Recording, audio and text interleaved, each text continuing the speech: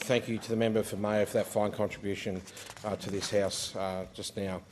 Before I entered this place, I spent a decade working offshore in the Australian oil and gas industry.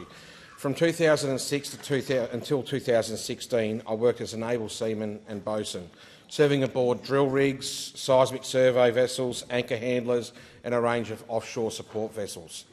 Those years taught me plenty about hard work. They also taught me something far more important. No matter where a seafarer comes from, everyone deserves to be treated with respect, paid fairly and return home safely.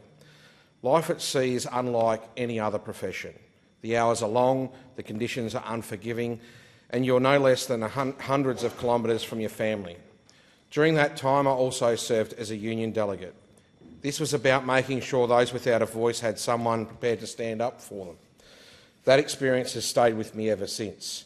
Perhaps that is why I reacted so strongly after meeting two former Carnival Cruise employees, Queen and Christiana, this week. What they described left me entirely appalled. These were not isolated complaints about difficult work. They were accounts of systemic exploitation taking place aboard vessels carrying Australian passengers and operating from Australian ports. This is a workplace where retail crew members earn around $225 each week. Spread across the hours they were expected to work, that amounted to little more than $2 an hour. No Australian should consider that acceptable for themselves. Neither should we accept that for anyone else. Queen and Christiana described having to purchase their own drinking water, Wi-Fi, toiletries and sanitary products while living on board.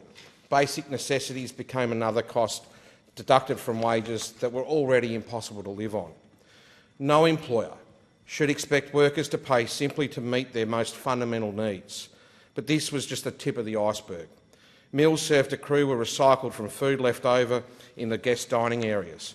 Workers suffering illness, including gastro, had to continue performing their duties because taking time off simply was not an option. Instead of receiving rest, they'd have their shore leave cancelled altogether. That should concern every Australian. Ships are demanding workplaces where the spread of illness places everybody on board at risk. Long shifts are routine, often stretching well beyond 12-hour days. Nobody should have to choose between protecting their health and keeping their job. And after hearing this, nobody can convince me to go on a Carnival cruise in the future. The Maritime Union of Australia deserves enormous credit for exposing these practices. For years they have fought to ensure vulnerable international seafarers receive the same dignity and respect every worker deserves. Without that advocacy, many of those stories would never have reached the Australian public or light of day. Queen captured this issue perfectly when she said, "Carnival needs to be held accountable for how they treat the crew members. It's nothing short of slavery." She also reminded Australians that every cruise purchased allows these practices to continue. Christiana also said, "We need Carnival to stop exploiting the workers. We work very long hours and get paid not even peanuts." Australia has built its reputation on fair wages, safe workplaces and respect for working people. Those values cannot stop at the water's edge.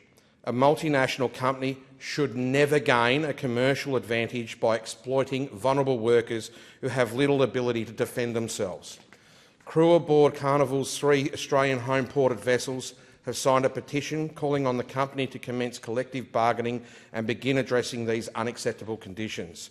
That is not a radical demand. It is a right protected under international maritime law. This week, those crew members presented their petition to the Australian Maritime Safety Authority, the agency responsible for enforcing seafarer rights. I call on AMSA to ensure these rights are respected and enforced. I know the pride that comes from working in the maritime sector.